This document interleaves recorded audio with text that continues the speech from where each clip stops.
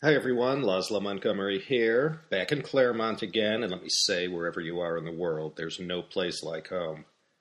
I do have an overnighter to Minneapolis next week, but other than that, I'm staying put. Now that all the hubbub is over and all the China experts and analysts, not to mention the people of China, have weighed in with their 2 cents, I thought it wouldn't be a bad idea for us to focus on Xi Jinping and look at his life and this recent visit from the backdrop of China's recent history. In this way, we can gain a historical perspective about the events that have shaped his life. Well, he came, he saw, and he conquered. That is to say, everything went according to the script. And wherever Xi Jinping went, he was greeted with the usual suspects as far as the main pro-China and anti-China groups go.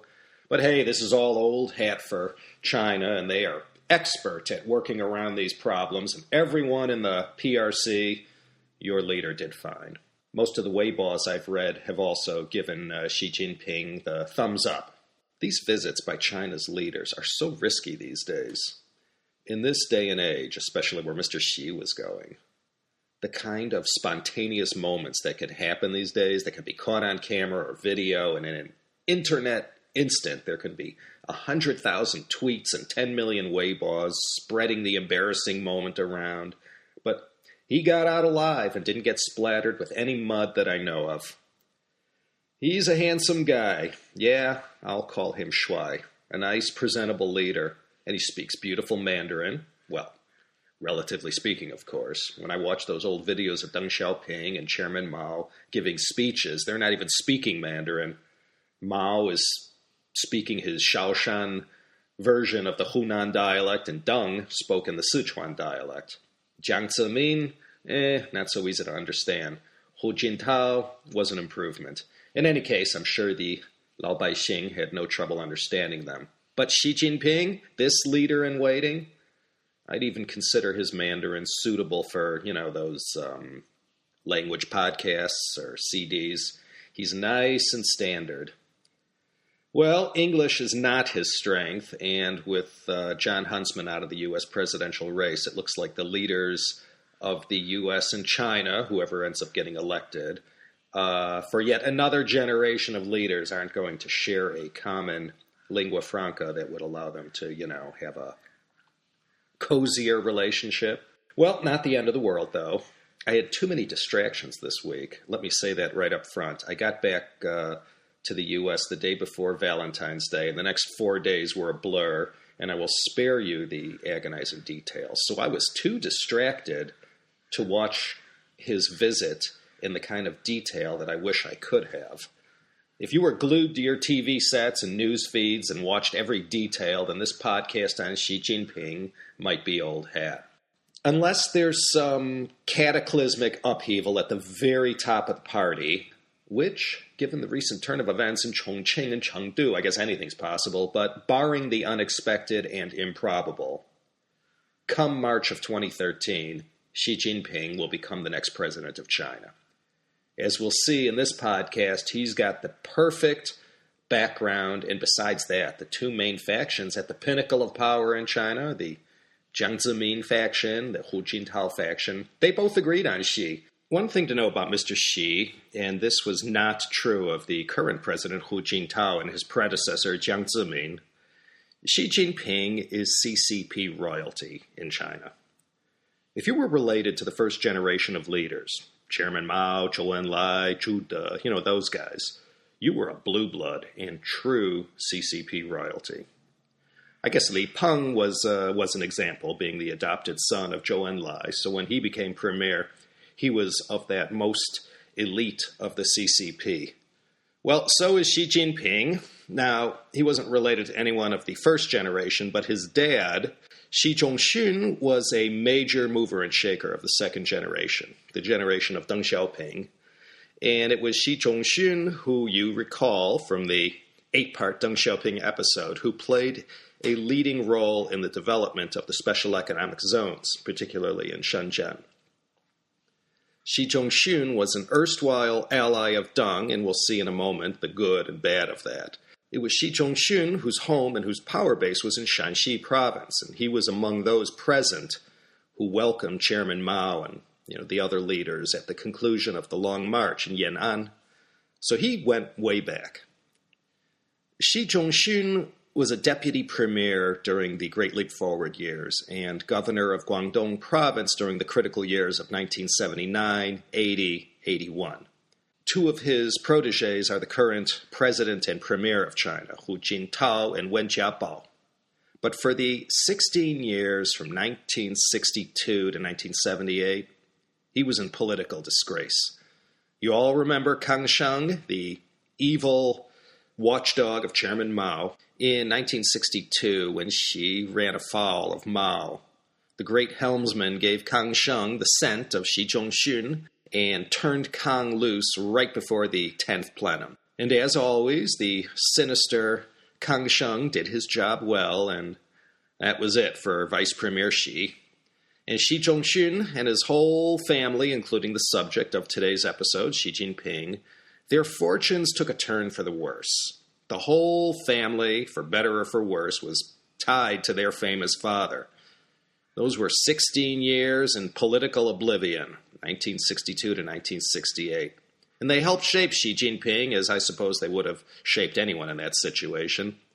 The legacy of Xi Zhongxun, well, I saw it last week when I spent 3 days in Futian in Shenzhen. Of course, credit for the success of the whole reform and opening up to the outside world ultimately goes to Deng Xiaoping. He was the one, credited with having the vision and the one leader who had the guts to lay his head on the chopping block and take this immense risk.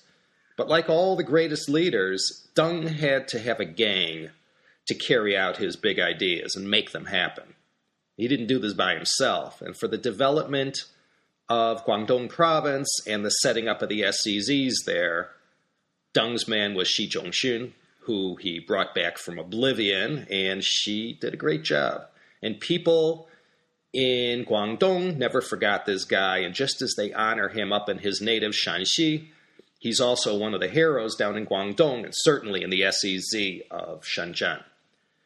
Our hero today, Xi Jinping, born in the year of the snake, June 1st, 1953, which, as we heard and read all week, makes him 58 years old at the time of this podcast. Same birthday as Ronnie Wood. Ronnie's a little older. Like I said, he was of the party aristocracy, so it was only fitting that this scion of such a high-ranking personage as Xi Zhongxun was born in that great city founded by Kublai Khan, the city of Beijing. Now, Xi Jinping is still considered a Shanxi Ren because of his father's ties to Fuping County in China's great historic province of Shanxi. This was within an hour's drive of Xi'an, so that's where Xi Jinping hails from, even though circumstances gave him the privilege, not to mention all the conveniences that came with growing up in Beijing. But live by the sword, die by the sword. When your world orbited Mao Zedong, anything could happen. So when Xi Zhongxun fell out of favor, his family fell with him. And so began that part of Xi Jinping's life, which, well, in many ways, inoculated himself against later claims that he's a princeling who had it easy. He may have been a princeling, but look what good that got him. Not even 10 years old yet in 1962, and his world gets turned upside down. By 1969, when the Cultural Revolution is fully revved up, he's 16 years old, living a little east of Yan'an. Yes, the Yan'an of that most famous revolutionary of periods. This is northernmost Shanxi province. He spent 6 years there. And that's where Xi Jinping began his rise up the cursus honorum of the CCP. It all began there during those formative years, living on a commune, working hard, living simply, with humility, performing manual labor, nothing glamorous by a long shot, with, of course, the sword of his father's disgrace hanging over his head the whole time. But in his ancestral land of Shanxi province, where his father was still considered one of them, Xi Jinping was looked after. He lived in the village of Liangjiahe, which, as I mentioned, was not too far to the east of Yan'an in Yanchuan County. Not a vacation resort kind of a place. In many interviews and passages taken from previous interviews, Xi Jinping made it no secret that these years, eating bitterness with all the other residents of this rugged part of China, it had a big impact on him. And when he's often portrayed as a man of the people, it all starts here, when despite the prestige and authority that his father had prior to 1962, he was just as common as the next Shanxi peasant or worker whose family had been scratching that huangtu, or yellow soil, going back to the days before Confucius. He lived in a cave, which in that part of China was common because of the geology in that region. You had those yellow cliffs everywhere where a man could easily carve out a nice little habitation for his family. Xi Jinping put up with fleas, sleeping on a kang, bad food, millet porridge all the time, hard work doing farm chores. He ran away at first when he first got there, but he got rounded up and was sent back, and that's when he decided to embrace his fate rather than fight it.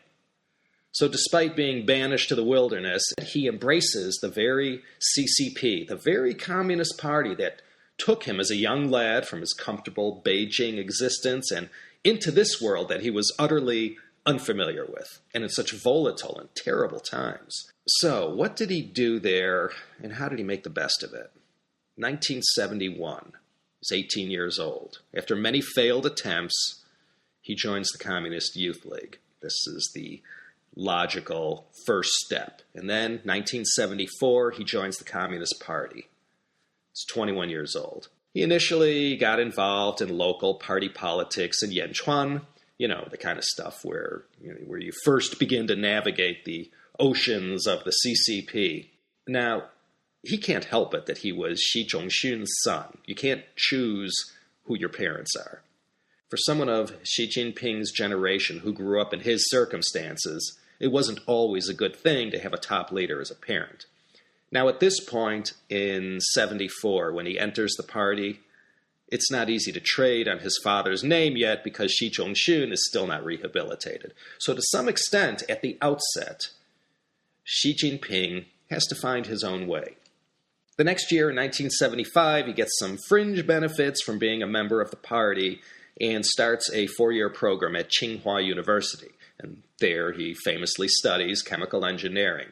Looks great on the resume.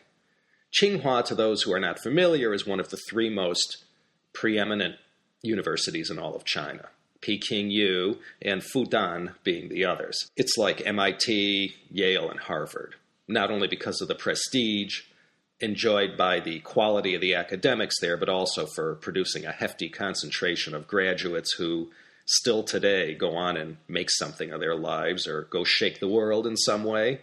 The current president of China, Hu Jintao, and the previous premier, Zhu Rongji, are famous Tsinghua alums. So this was a nice environment for Xi Jinping to wait out the last years of the Cultural Revolution. By the time he entered Tsinghua, the 10 years of chaos were in the final 2 years. The worst was over, and by the time he graduates from Tsinghua in 1979, his father had been pulled up from the tombs by Deng Xiaoping and was busy down in southern China earning his later epithet as the architect of the special economic zones. His first job out of college, he works in the capacity of secretary of the General Office of the State Council. The General Office. Did anyone ever see Terry Gilliam's masterpiece, Brazil? The General Office was, in a way, like Central Services in the movie. This is the actual administrative machine that runs China. It's headed by the premier, and it's one massive bureaucracy. In Chinese, it's called the Guoban. Now, secretary is not the same as secretary general, so our hero is not starting at the top. But here we start to see the common thread that runs through Xi Jinping's career. He never messes up. He does his job with accuracy and efficiency, never falls under a cloud of suspicion, says or does all the right things, and builds a reputation for building a consensus wherever he goes. He's not a maverick, not someone who goes over the line. He did a well enough job in the general office to earn a promotion, and here, 1979, he's 26 years old, and he gets a job working for the revolutionary military hero Gang Biao in the general office of the CMC, the Central Military Commission. Again, as he was at the State Council General Office, he serves in the nice, low-risk position of secretary. And it's by this time the Cultural Revolution is over. Deng Xiaoping has made his comeback, and his father is resurrected, and so rather than being a liability, having his father back in the picture now allowed him to make his entree into the CMC. Maybe you saw Xi Jinping this week on Tuesday during a visit to the Pentagon. Well, what was he doing there? There was a wonderful photo of China's future president inspecting an honor guard and receiving a 19-gun salute outside the Pentagon, all bundled up but looking nice and dignified. This was the first time the Defense Department had arranged such a highfalutin military ceremony for a visiting vice president. I could only imagine the horse trading that must have been going on between Chinese and American diplomats about how this whole reality show was going to be scripted. It was very important back in the home country that Xi Jinping looked good on this trip. A lot of people in China had a lot riding on the success of this visit. Xi was there Tuesday to meet Leon Panetta, our American version of the Guofang Buzhang, defense minister. Xi earned his right to walk into that meeting with the defense secretary from this earliest association with China's military, which started right here, 1979 to 1982. He's still in his 20s. His years as an official in the general office of the CMC, the Central Services for the Military, and Xi Jinping gets a nice start and begins his long association with the PLA. And as China's future president, having these pre-existing relationships and these two massive bureaucracies can only help. And of course, his father was a military hero, and in China, just as in America, that's a badge of pride that a lot of people feel for their parents, if any one of them served with valor in the military. The party, obviously by 1983, had big plans for him. He's now 30 years old and proved he was no slouch or lazy second generation. His record was still unblemished, and so for 17 years, from 1985 to 2002, Xi Jinping was on the move, climbing up the CCP ladder one rung at a time. First in Hebei province, then Fujian, finally in Zhejiang and Shanghai.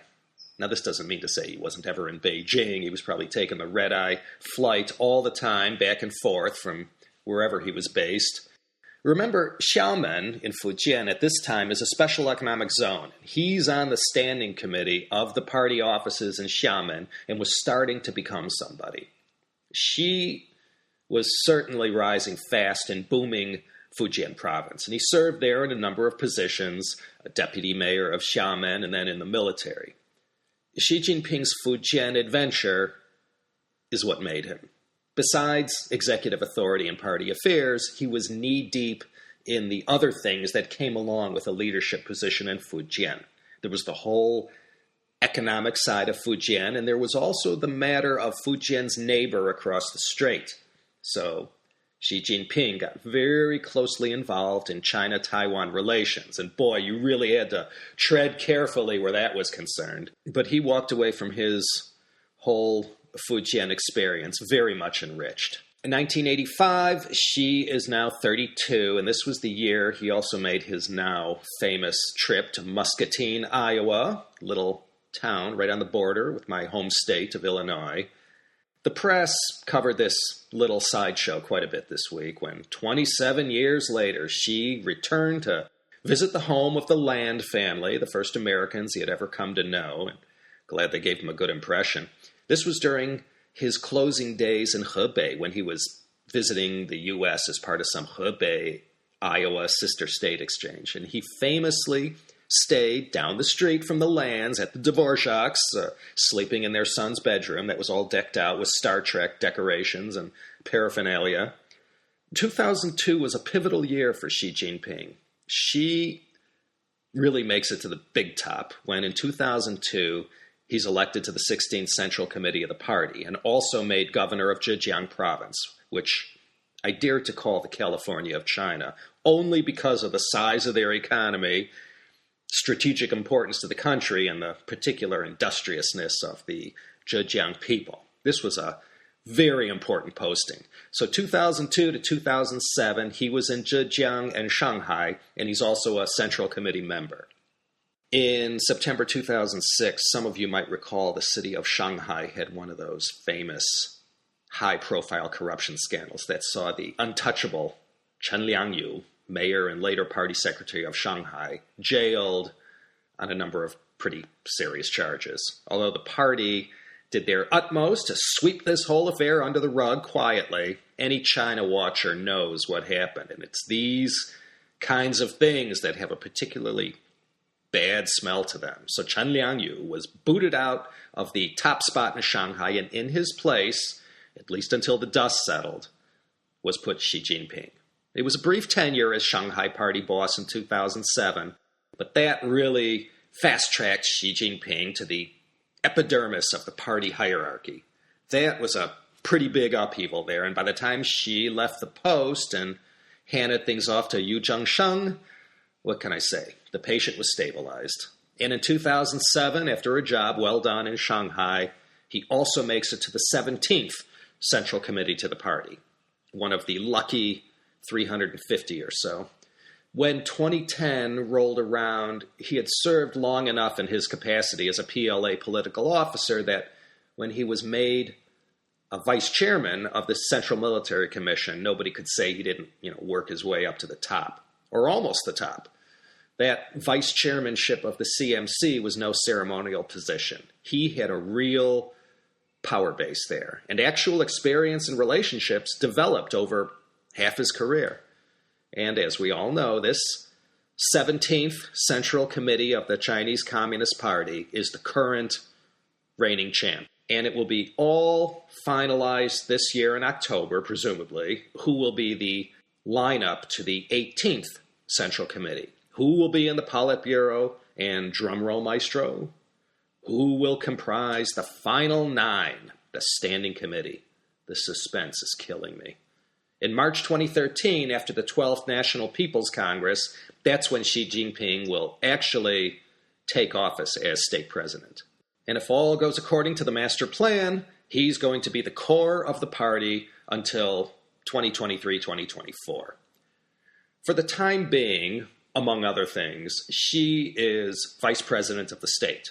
He's vice chairman of the CMC. He's also the principal or president of the party school. He's also one of the 6 members of the 17th Central Committee Party Secretariat, in charge of all personnel matters related to the state or the party. In the all-powerful 9-man standing committee, he is ranked number 6 behind Hu Jintao, Wu Bangguo, Wen Jiabao, Jia Qinglin, and Li Changchun. This week, in the U.S., Vice President Xi has been dissected by the press and by China analysts 6 ways to Sunday. There's been a lot of repeating his official bio, and, when you search the internet for info on Xi Jinping, it's a lot of the same old, repetitive, boring stuff. The same official who wrote Hu Jintao's bio, they called him in to handle Xi Jinping's also. I think the reason is that the special thing about the future president is he's managed to navigate some very shark-filled waters for a very long time. From his entry into the party in 1974, and I guess you could say all the way up to this most recent trip, Xi Jinping has played it cool, remained blemish-free, never did anything that, got him in trouble. And as far as his rep earned as a man of the people, there's plenty of true stories circulating around over the course of his life and career. He talked the talk and walked the walk. And he has a daughter, same age as mine, who famously goes to Harvard, and his wife, as it's been reported ad nauseum, is a major star in China, known throughout the land since she exploded onto the scene in 1982. She's a stalwart at all the annual Chinese New Year official CCTV galas, and the most famous folk singer in all of China, Peng Liyuan. Mick and Keith are nothing compared to Peng Liyuan in China. So Xi Jinping has that nice, requisite, interesting, and perfect family. And I'm sure his wife will make a great first lady. She's also a major general in the PLA song and dance troupe. And what is there to say except this adds a nice, interesting human interest twist to Xi's regnal period when it begins. Well, this past week, including this recent visit to my little corner of the world in Southern California, Xi Jinping starred in his own reality show, albeit a scripted and, may I say, from the dearth of diplomatically embarrassing things that happened, an excellently choreographed visit as well. On the Chinese and on the American side, everyone knew well in advance what issues were going to be raised. This is a rite of passage for any visiting Chinese leader. I think Hu Jintao received his ribbon in 1992. So when Xi was face-to-face with his counterpart, Vice President Joe Biden, and when he had his brush with President Obama and with other leaders, the whole Los Ocho Problemas, the Sino-U.S. trade imbalance, the RMB, cybersecurity, China's defense buildup, Tibet, human rights, North Korea, Iran, Taiwan, ouch, all those issues. Xi Jinping knew way in advance he was going to get an earful, and he took it all in stride, and I'm sure, behind the scenes, officials on both sides were, prearranging how much heat could be turned up on any one issue. Well, China's officials all have their boilerplate responses to all these issues, and everyone got to look good in some shape or form with their constituents, whoever they were. Last Friday night, he took in the fourth quarter of the Lakers game against Phoenix, and he sat with Mayor Villaraigosa and Governor Brown, and Bex and Magic stopped by to pay their respects, and he got to sit in the AEG luxury box. I mean, what more do you want? Yeah, he got the whole treatment. And if he would have stayed longer, I'm sure the powers that be could have dragged out every major movie star who was in town that night. And then after the game, his motorcade took him to LAX, and off into the night he went to the Emerald Isle. Xi Jinping is now in Ireland, and then he heads to Turkey. But the big one, at least, is out of the way, and hopefully between now and the moment he touches down in Beijing, Xi Jinping will have a smooth trip. This was important. This man is going to be China's next leader. Now, this is a misnomer, as most are aware. The days of Chairman Mao and Deng Xiaoping acting as the undisputed strongman in charge are over. The way the party likes to do it is just like you saw with Hu Jintao and like we're seeing now with Xi Jinping. From the whole 8-part Deng Xiaoping series, we saw how the country really suffered at times of transition at the top. So once Jiang Zemin found his stride after 1989, the party got smart and said, from now on, we're going to write this screenplay ourselves rather than risk any live impromptu performance when the time comes. And so this whole U.S., Ireland, Turkey visit was all just another act in the play. Yipu, yipu, step by step. There's still plenty more hoops to jump through before Xi Jinping is standing with the other 8 on that stage in the Great Hall of the People sometime this October. In the place of honor, of course. Xi Jinping will be the first among equals. That's the way things work in China. He kept being referred to as China's future leader or leader-in-waiting, but it's actually the whole standing committee, those 9 guys. They are the deciders. Not any single one of them has power over the other, and they don't all get along or see eye to eye.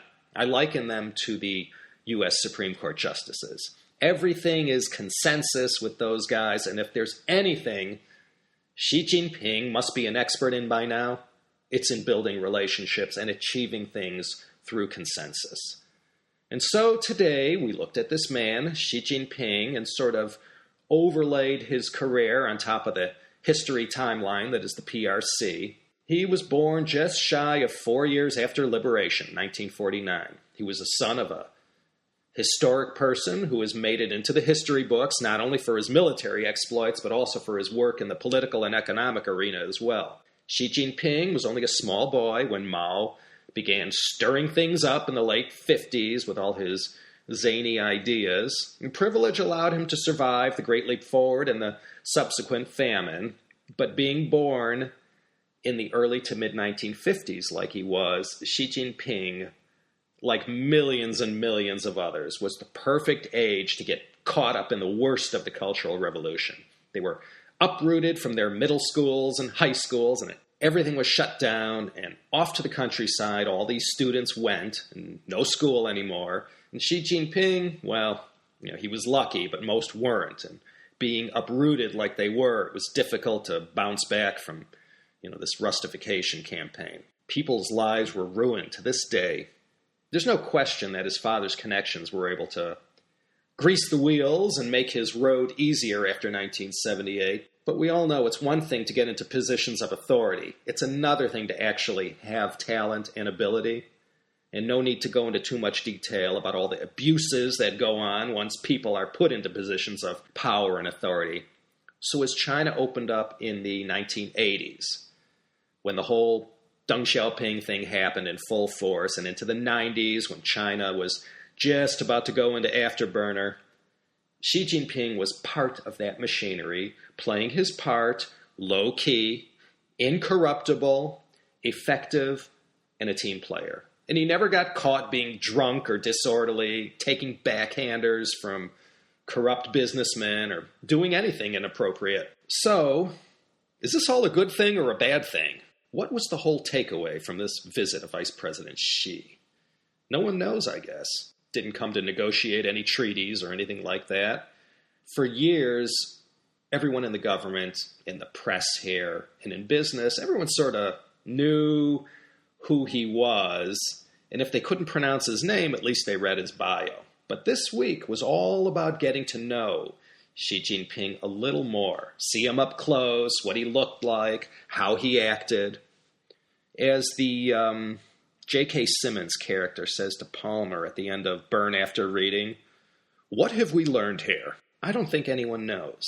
But the fact that this future president got in and got out unscathed and had a very respectable amount of, respect paid to him, at the very least, it was a good PR event that certainly had a positive impact on U.S.-China relations. And I'm all for that, whenever and wherever. If I'm still doing this podcast 10 years from now, we'll have an episode where we can review how he did.